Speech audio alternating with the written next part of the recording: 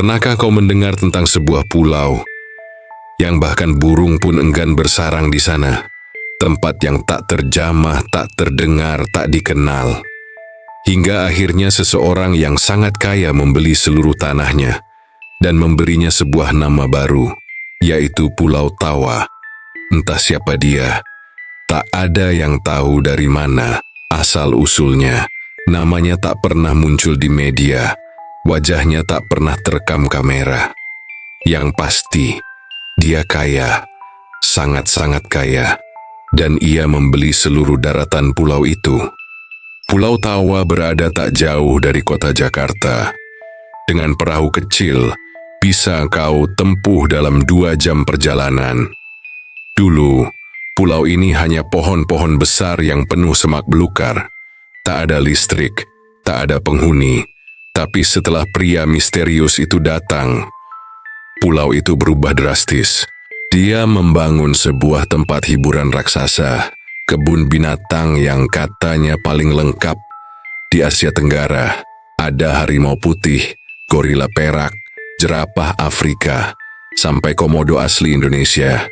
Dan bukan cuma itu, ada pula pertunjukan sirkus, singa yang melompat lewat lingkaran api, badut yang menari di tali, manusia karet, wanita berkepala 2, sampai atraksi pria api. Semua ada di Pulau Tawa. Pulau ini pun viral. TikTok, Instagram, YouTube, media, semua membicarakan tempat ini. Para influencer ramai-ramai datang. Mereka terpesona, terkagum-kagum. Namun, semakin banyak yang datang, semakin banyak pula yang tidak ingin kembali. Tulanya hanya bisikan kecil. Pengunjung yang mengeluh merasa mual, merasa seperti ada yang mengikuti mereka saat menonton pertunjukan. Beberapa melihat bayangan di antara kerumunan. Bayangan yang tak memiliki wajah, tak punya mata, tapi terus menatap mereka. Seorang ibu pernah pingsan di tengah pertunjukan karena melihat badut sirkus berdarah-darah. Padahal semua penonton lainnya melihat badut itu masih menari dengan tawa menggelegar. Saat dia sadar, dia menjerit. Katanya badut itu mendekat dan berbisik di telinganya, "Jangan datang ke belakang panggung, atau kau tak akan pulang." Lalu ada seorang anak kecil tiba-tiba hilang dari kursi penonton. Padahal sang ibu hanya menunduk 5 detik untuk mengambil botol minum. Saat menoleh, anaknya tak ada. Tak terdengar jeritan, tak ada langkah, tak ada suara. Tiba-tiba menghilang seperti tertelan bumi. Pihak pengelola berkata, anak itu mungkin tersesat. Tapi sampai sekarang, anak itu tidak pernah ditemukan. Dan anehnya, semua itu terjadi di siang hari, saat matahari bersinar terik, saat suara tawa anak-anak memenuhi udara. Tapi di antara suara itu, selalu ada satu suara yang tak sinkron. Tawa yang terlalu dalam, tawa yang terlalu panjang, tawa yang tak berasal dari manusia. Orang-orang yang bekerja di Pulau Tawa juga tak lepas dari gangguan. Ada penjaga kebun binatang yang mengundurkan diri hanya seminggu setelah mulai kerja. Katanya, setiap malam kandang harimau akan terbuka sendiri. Tapi anehnya, harimaunya tetap ada di kandang. Diam, tegak, memandang lurus ke langit malam seperti melihat sesuatu yang kita tak bisa lihat. Dan pernah seorang pelatih sirkus ditemukan gantung diri di belakang panggung. Tubuhnya menggantung dengan tali berwarna merah, dan di bawahnya tertulis dengan darah, "Ini bukan tempat untuk manusia biasa." Namun anehnya, pihak pengelola tetap menjalankan tempat ini seperti biasa. Mereka tidak pernah membahas kematian, mereka tidak pernah menutup pertunjukan. Mereka bahkan menyewa orang-orang profesional untuk menyebarkan cerita bahwa Pulau Tawa adalah tempat paling bahagia untuk liburan keluarga. Dan memang, dari luar semuanya terlihat baik-baik saja, ramai, ceria, menyenangkan. Tapi orang-orang yang pernah ke sana, yang benar-benar peka, yang tahu membedakan tawa dan jeritan, mereka tahu pulau itu menyembunyikan sesuatu yang jauh lebih tua dari manusia, sesuatu yang telah lama tertidur dan kini dibangunkan kembali oleh suara-suara penonton. Kau tahu apa yang paling mengerikan? Mereka yang pernah ke sana sering bermimpi aneh, mimpi berjalan di pulau itu, sendirian, di tengah malam, tanpa lampu, tanpa suara, tanpa udara. Hanya ada satu hal yang terdengar, bisikan-bisikan yang terus memanggil, kembalilah ke Pulau Tawa, kembalilah, pulanglah. Dan semakin lama kau menolak, semakin keras bisikan itu menjerit, hingga suatu hari, seseorang benar-benar kembali ke sana tanpa alasan, sendirian naik perahu, di tengah malam, dan tidak pernah kembali lagi. Sampai detik ini, Pulau Tawa masih menerima pengunjung. Tiket masuknya murah, sirkusnya masih berjalan.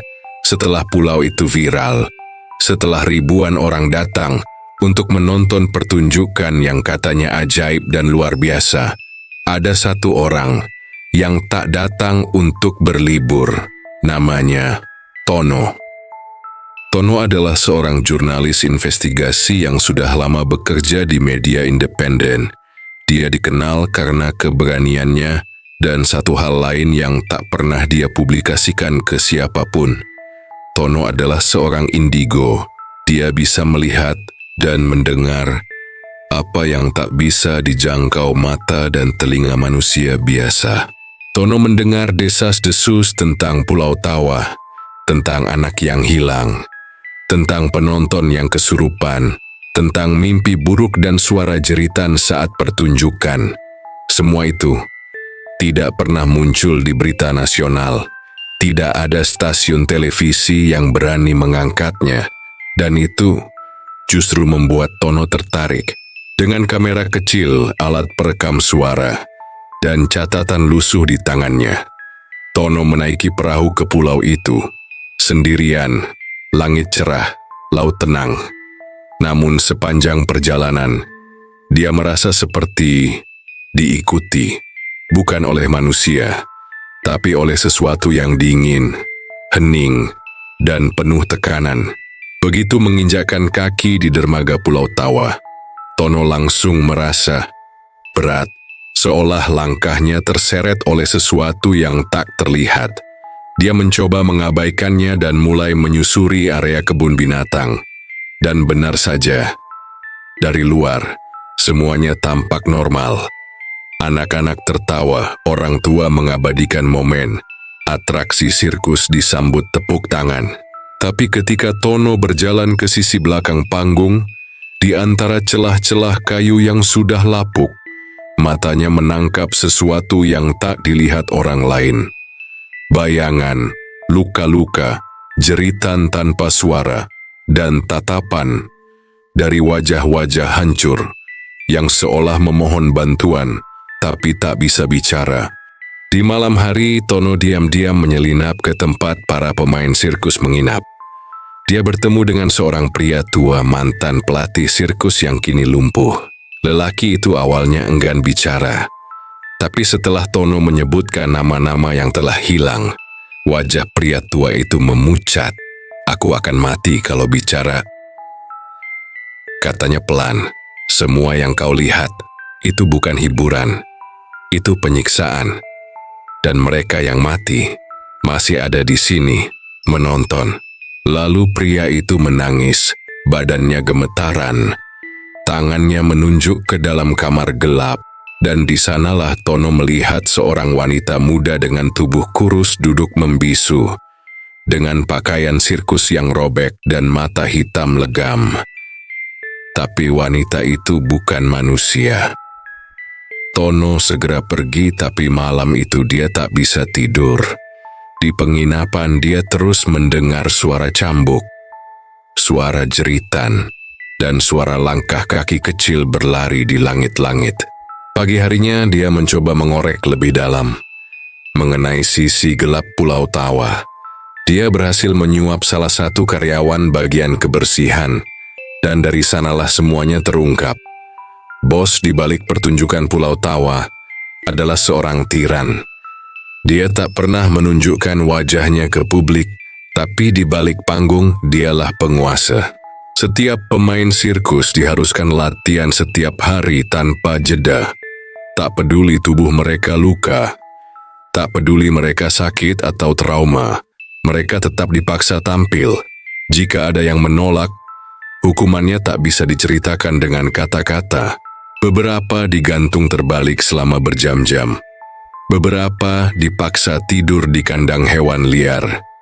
Beberapa ada yang diikat di kasur. Bahkan ada yang tubuhnya dicap dengan besi panas. Hanya karena salah langkah saat pertunjukan. Dan ketika mereka akhirnya menyerah, ketika tubuh dan jiwa mereka benar-benar hancur, mereka akan dihilangkan. Bosnya akan mengirim surat ke keluarga korban. Isinya selalu sama. Anak Anda tenggelam saat menyeberang pulau. Kami turut berduka, ini santunan dari kami. Jumlah uangnya bahkan tak cukup untuk membeli peti mati, dan keluarga korban pun tak pernah curiga. Mereka percaya, karena tak ada yang berani menyelidiki. Karena semua dokumentasi tentang Pulau Tawa sudah dikendalikan oleh pihak tertentu, media, bungkam, polisi pun tak pernah benar-benar datang. Tapi anehnya, meski semua itu dilakukan dengan rapi dan rapi, arwah-arwah yang tersiksa itu tak pernah benar-benar pergi. Pertunjukan sirkus selalu diiringi dengan suara-suara aneh, jeritan yang tak berasal dari pemain, tawa anak-anak yang terlalu menusuk, dan kadang ada pemain baru yang tak pernah diperkenalkan, tapi muncul begitu saja dengan wajah pucat dan mata kosong. Beberapa penonton yang pulang mengaku bermimpi buruk selama berhari-hari. Mimpi tentang seorang pemain sirkus yang meminta tolong. Mimpi tentang jeritan para pemain sirkus. Atau mimpi berdiri di tengah sirkus yang kosong dengan darah mengalir dari bangku penonton. Yang paling mengerikan adalah kesurupan yang terjadi setiap malam. Tak satu pun media pernah menulisnya, karena setiap korban langsung diamankan, tanpa jejak, tanpa bukti. Tono tahu, ada yang sangat jahat sedang bersembunyi di balik keceriaan pulau itu. Dia tahu, apa yang terlihat indah di depan mata, seringkali menyembunyikan neraka di baliknya. Dan kini, dia sudah terlalu dalam untuk mundur. Tono ingin mencari tahu, dan mencoba membongkar apa yang sebenarnya terjadi di balik atraksi yang indah di Pulau Tawa. Malam kembali menebarkan gelapnya di atas Pulau Tawa. Langit tampak dingin, tak berbintang, dan angin malam seperti membawa bisikan-bisikan asing yang hanya bisa didengar mereka yang peka, mereka yang siap menerima luka dari masa lalu. Tono sampai saat ini belum pulang, setelah mengendus bau busuk yang tersembunyi di balik tawa dan tepuk tangan penonton. Dia sadar bahwa apa yang dia kejar bukan sekadar berita. Ini adalah kuburan. Kuburan bagi banyak jiwa yang tak pernah mendapat keadilan. Siang harinya, Tono mencoba mendekati satu persatu karyawan. Namun mayoritas dari mereka menolak dan pergi. Penjual tiket, penjaga gerbang, tukang kebun, mereka semua seperti dibutakan oleh rutinitas dan upah harian. Mereka tak tahu apa-apa. Dan saat Tono bertanya tentang kantor sirkus dan tentang para pemain, semua hanya menggeleng, menyuruhnya pergi, atau pura-pura sibuk. "Saya cuma jaga pintu, Pak," kata seorang petugas bertopi. "Saya cuma kerja buat makan." Gerbang ke gedung latihan sirkus selalu tertutup rapat. Tak ada yang boleh masuk, kecuali mereka yang memiliki ID khusus. Dan siapa yang memiliki ID itu, tak seorang pun tahu. Namun malam itu, ketika semua mulai sepi dan langkah manusia perlahan menghilang dari jalan setapak pulau, Tono melihatnya, sosok kuntilanak yang berdiri di dekat kandang rusa. Tubuhnya putih, rambutnya menjuntai panjang dan basah, dan dari matanya, air mata hitam terus mengalir. Tanpa suara, dia menangis, tanpa henti.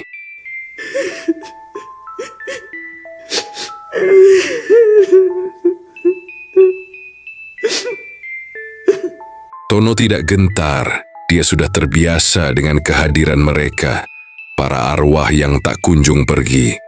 Dia melangkah mendekat, dan saat dia sampai 5 langkah darinya, perempuan itu berbalik. Mata hitam legam itu menatap dalam ke arah Tono. Tanpa berkata sepatah kata, dia berjalan, dan Tono mengikutinya ke dalam hutan, ke arah timur kebun binatang. Pohon-pohon besar menggantung seperti bayangan dari langit. Tanah lembab, kabut tipis menyelimuti jalanan, dan di sana kuntilanak itu berhenti. Lalu dia menunjuk ke tanah yang tergali kasar, tanpa batu nisan, tanpa tanda, hanya sebuah lubang dangkal yang ditutup tergesa-gesa oleh tanah merah. "Aku dikuburkan di sini," bisiknya lirih, lalu tubuhnya menghilang seperti asap terbakar angin. Tono menunduk. Dia tahu tak akan ada informasi lain malam ini. Namun satu hal yang dia yakin, ada darah yang tertanam di bawah pulau ini. Ada tindakan penyiksaan yang ditutupi oleh senyuman palsu. Dan semuanya tidak terlihat saat mereka melakukan atraksi. Tengah malam, udara terasa lebih berat, dan suara jangkrik pun seperti tercekik. Tono mengambil kesempatan. Dia menyelinap ke arah belakang bangunan utama, tempat semua larangan dipasang, dan semua kamera pengawas diarahkan menjauh. Dengan langkah pelan dan napas ditahan, dia menyelinap masuk. Dan apa yang dia lihat bukanlah dunia manusia. Di dalam ruangan sempit, dia melihat bekas rantai menggantung dari langit-langit, bekas darah kering di dinding, baju sirkus anak-anak yang tercabik, dan coretan-coretan di tembok. "Aku tidak kuat." "Maaf, Ibu." Tono berjalan lebih dalam, dan tiba-tiba semuanya berubah. Seperti tirai waktu terbuka, dia tidak hanya melihat ruangan itu, dia melihat masa lalu. Dia melihat seorang bocah perempuan dipukul dengan tongkat kayu karena tak bisa menjaga keseimbangan di atas tali. Ia melihat remaja laki-laki menangis, dipaksa bermain akrobat di atas api. Dia mendengar suara cambuk, jeritan, dan tawa. Tawa dari seseorang yang berdiri di balik kegelapan. Bos pemilik Pulau Tawa. Sosok yang tak pernah disebut namanya, yang wajahnya diselimuti bayangan, tapi suaranya dingin seperti batu nisan basah. Pertunjukan harus tetap berjalan. Tono terdiam, dia memejamkan mata, dan ketika dia buka kembali, semua kembali seperti semula. Sepi, namun aura kekerasan itu tak menghilang. Keluar dari ruangan itu, Tono merasakan sesuatu. Mendekat dari lorong sempit, dia melihat 3 sosok kecil. Matanya menyala merah, tubuhnya botak dan kotor. Tuyul. Di balik mereka, ada bayangan tinggi besar bernapas berat, genderuwo. Dan dari balik langit-langit, tawa perempuan bergaung, kuntilanak. Tono mencoba berbicara, memanggil mereka, bertanya. Namun tak satu pun menjawab, mereka hanya menatap, seolah-olah tahu bahwa Tono belum siap menerima apa yang akan mereka katakan. Mereka berbalik dan menghilang ke dalam kegelapan malam. Tono terduduk di lantai, pundaknya lelah, jiwanya gemetar, tapi tidak karena takut, melainkan karena dalam hati dia tahu bahwa dia sudah terlalu dalam dan tidak ada jalan kembali. Namun dalam senyap malam itu, Tono menunduk, dia memejamkan mata, dan dalam hening dia berdoa. Bukan hanya untuk dirinya, tapi untuk semua jiwa yang disiksa dan dibungkam. Tono berdoa dalam hati, agar dia terus dilindungi, dan bisa mengungkap hal mengerikan yang dia lihat tadi. Malam di Pulau Tawa, seperti tak pernah benar-benar tidur. Langit masih murung dan tanah masih menyimpan napas mereka yang tak pernah bisa keluar dari gelapnya penderitaan. Tono duduk di bawah pohon tua, nafasnya masih tersengal, tubuhnya lelah dan pikirannya penuh oleh sosok-sosok yang tadi mengamatinya diam-diam. Dia tahu, ini belum selesai, belum ada apa-apa yang benar-benar terungkap. Lalu montari kabut yang perlahan turun ke tanah, dari bayangan hitam pekat yang menggantung di udara. Dia muncul, sosok perempuan, bergaun panjang merah darah, rambutnya acak-acakan, matanya bersinar seperti bara api, dan dari mulutnya keluar suara lirih, namun jelas. Mereka disiksa, bukan hanya tubuhnya, tapi jiwanya dipatahkan perlahan, dan mereka tidak diperbolehkan untuk keluar. Tono hanya bisa terpaku. Sosok itu begitu kuat, terasa seperti ratusan arwah menyatu dalam satu tubuh, dan aura yang menguar darinya bukan sekadar kemarahan, tapi dendam yang sudah terlalu lama menunggu untuk didengar. Anak-anak dijadikan alat hiburan. Kalau tidak tertawa saat tampil, mereka dipukul. Kalau salah langkah, mereka digantung berjam-jam di belakang panggung. Tono menggenggam erat buku catatannya. Kakinya terasa dingin, bukan karena malam, tapi karena kenyataan yang lebih menakutkan dari yang dia duga. Hewan-hewan itu juga disiksa, dan bahkan banyak yang mati. Lanjut sosok perempuan itu, dipaksa kelaparan agar jinak dicambuk sampai patah, dan tubuh mereka penuh luka. Tangisan tiba-tiba terdengar dari balik pepohonan, jeritan, tertawa yang terdistorsi, seperti pita rekaman tua yang diputar terbalik. Tono berdiri. Dia mencoba melawan rasa takut yang mencengkeram dadanya. Dia mencari siapa pemilik dari semua ini, siapa dalang di balik sirkus terkutuk ini. Namun setiap dokumen, setiap catatan, setiap akses informasi, semuanya seperti dikaburkan, dibungkam, dihapus oleh tangan-tangan kekuasaan yang terlalu besar untuk dijangkau. Sirkus ini dimiliki oleh seseorang yang tak terlihat. Namanya tak tercantum, jejaknya bersih, namun kekuatannya terasa di setiap sudut pulau ini. Tono nyaris putus asa, namun malam itu, tiba-tiba dari sebuah bangunan belakang, terdengar suara langkah tergesa, suara pintu dibanting, dan kemudian sekelompok karyawan berlari keluar. Mereka terlihat panik, seperti baru melihat sesuatu yang tak seharusnya dilihat manusia. Tono segera mengejar mereka. Di antara kerumunan yang lari dalam gelap, ada satu perempuan yang terjatuh, lalu berteriak minta tolong. Wajahnya pucat, matanya sembab, tangannya gemetar. Tanpa pikir panjang, Tono menggenggam tangannya dan membawanya pergi, menyusuri semak, melewati pagar karat, hingga ke perahu kecil di sisi pulau.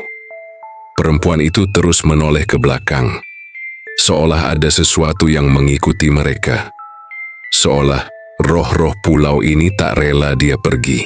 Saat akhirnya mereka jauh dari pulau itu, dan angin laut mulai menyapu keringat dingin dari dahi, perempuan itu menangis. Tangis yang bukan sekadar takut, tapi karena luka yang terlalu dalam.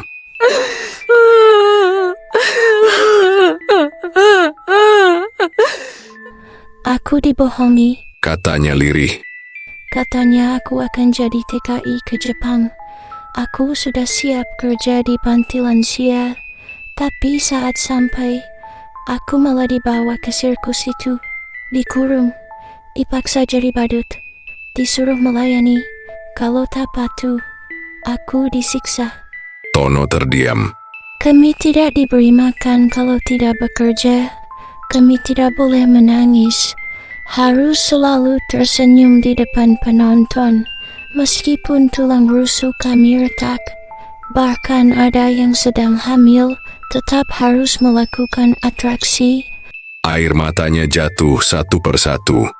Perempuan itu menatap ke laut dan berkata dengan suara bergetar, Banyak yang ingin keluar dari tempat itu, dan bahkan banyak yang mati di sana, tapi tidak dimakamkan. Tubuh mereka dibuang ke kolam buaya, atau dibakar diam-diam. Yang lebih menakutkan, perempuan itu menelan ludah. sirkus itu bukan cuma tempat penyiksaan fisik. Ada sesuatu di dalamnya, sesuatu yang tidak terlihat, tapi selalu ada.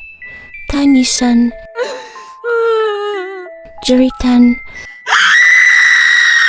suara ketukan dari bawah lantai, lampu yang padam sendiri, cermin yang memantulkan wajah orang yang sudah mati.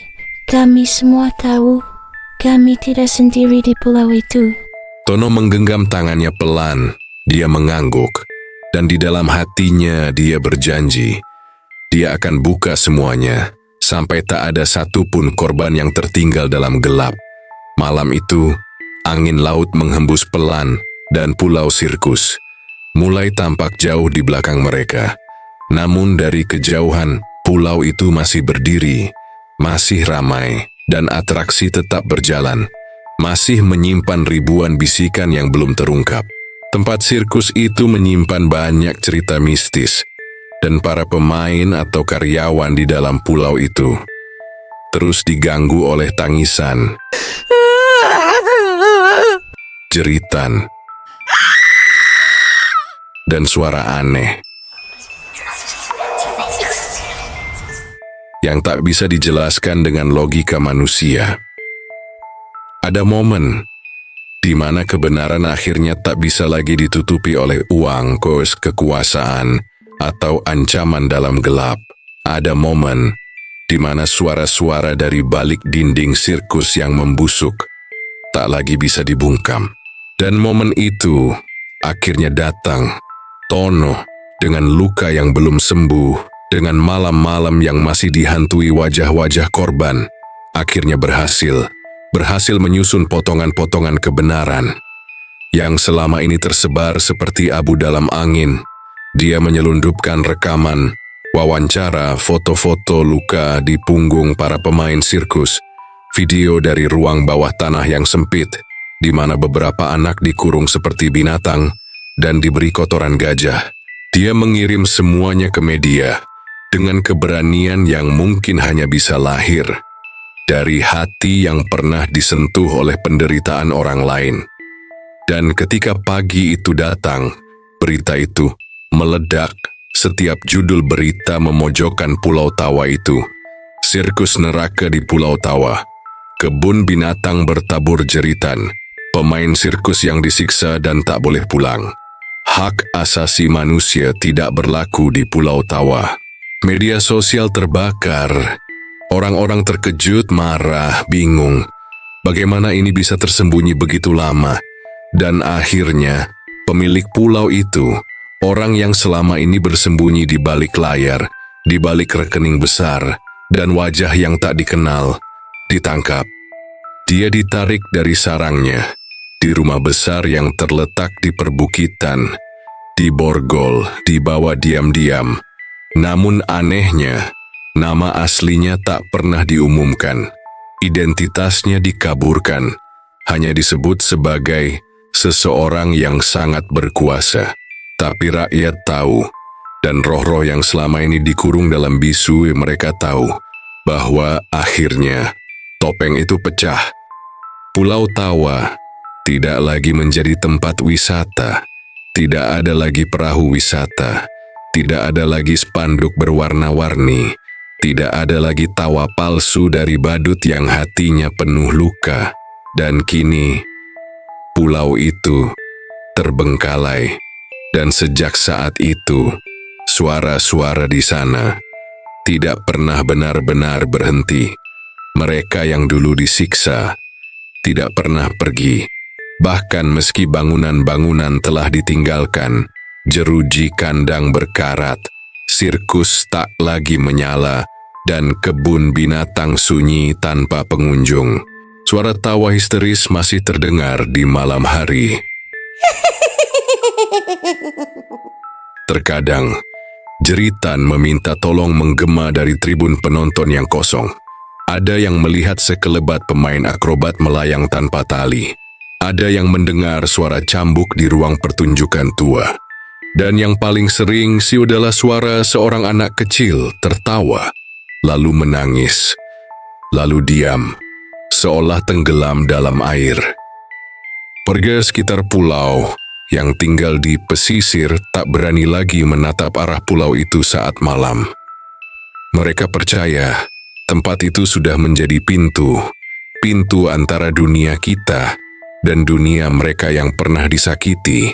Dan Tono, dia kembali ke kehidupannya, namun bukan sebagai orang yang sama. Matanya kini melihat lebih dari sekadar dunia nyata.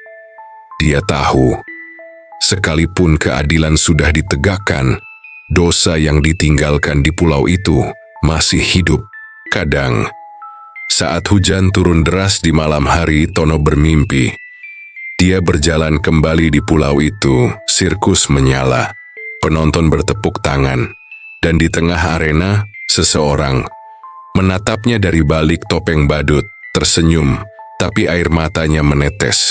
Pulau Tawa mungkin telah ditinggalkan, tapi arwah mereka belum semua pulang, dan sirkus itu belum benar-benar berhenti. Meski telah ditutup, ditinggalkan, dan dijadikan peringatan, Pulau Tawa tetap menarik, seperti luka terbuka yang tak kunjung sembuh. Orang-orang bilang tempat itu kini milik malam, milik mereka yang tak pernah pulang, milik tangisan yang ditelan gelap, dan tawa palsu yang membusuk di balik sisa panggung tua. Dan pada suatu malam bulan mati, mereka datang, sekelompok penelusur mistis, 3 pria dan 1 perempuan muda. Mereka datang bukan untuk berlibur, bukan untuk tertawa, melainkan untuk merekam, untuk mengungkap sisi lain dari pulau itu, yang tak pernah diberitakan secara utuh. Mereka tiba saat air pasang mulai surut, dengan perahu kecil dan hati penuh keberanian yang mungkin terlalu besar untuk tubuh mereka yang rapuh. Langkah pertama mereka di pasir Pulau Tawa, disambut sunyi yang terasa terlalu padat, seolah udara di sana berat, berisi suara-suara yang tak terdengar, namun bisa dirasakan di dada. Mereka merekam dengan kamera malam dan alat pendeteksi suara, tertawa gugup, berpura-pura kuat. Tapi di balik layar kamera itu, satu persatu mulai berubah. Langkah mereka membawa ke tengah bekas arena sirkus. Bangunan setengah runtuh, atap berkarat, kursi-kursi penonton yang ditumbuhi lumut dan akar liar. Di tengah panggung, masih tergantung seutas tali, dan boneka badut berlumuran lumpur yang menggantung pelan, berayun, meski angin tak bertiup.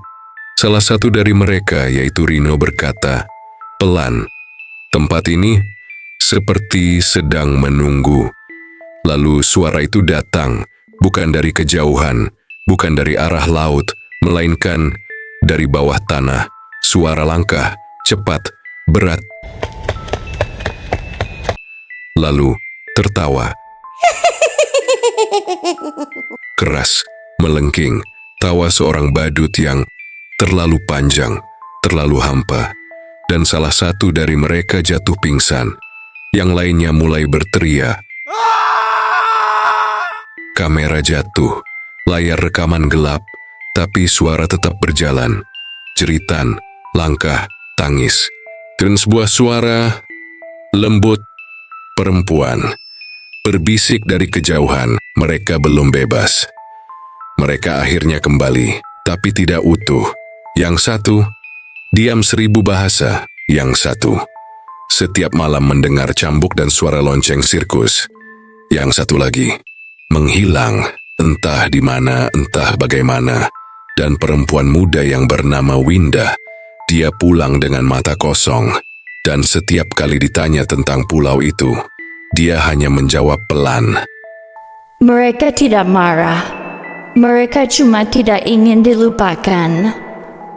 Kini Pulau Tawa tidak hanya menyeramkan, tapi juga hidup. Dia punya roh, dia punya ingatan, dia punya luka yang belum ditutup. Dan luka itu selalu berdarah setiap kali ada yang datang membawa kamera, membawa tawa, membawa rasa tak percaya. Karena mereka yang pernah dipaksa untuk tersenyum di tengah derita, tak akan diam, tak akan benar-benar pergi. Dan malam-malam di sekitar pulau itu sering dihiasi cahaya aneh dari arah bekas panggung sirkus.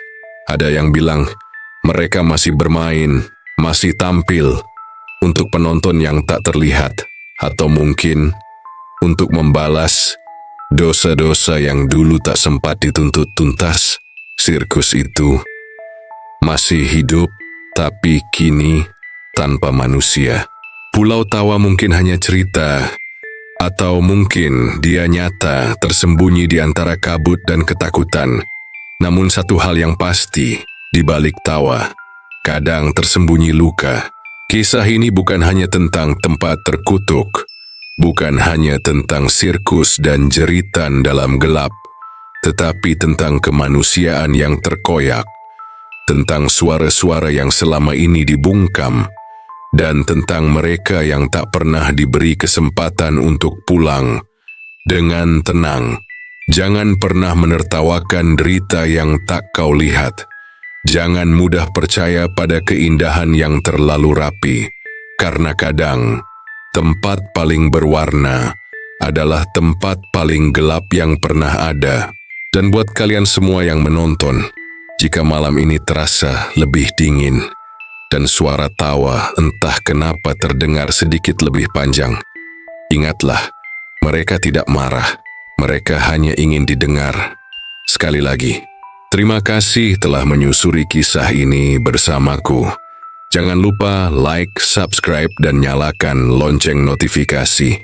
Kalau kalian ingin kisah-kisah misteri lain yang tak cuma menakutkan, tapi juga menyentuh nurani.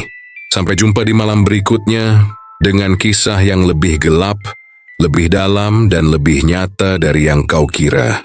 Dan terakhir, jangan lupa matikan lampu.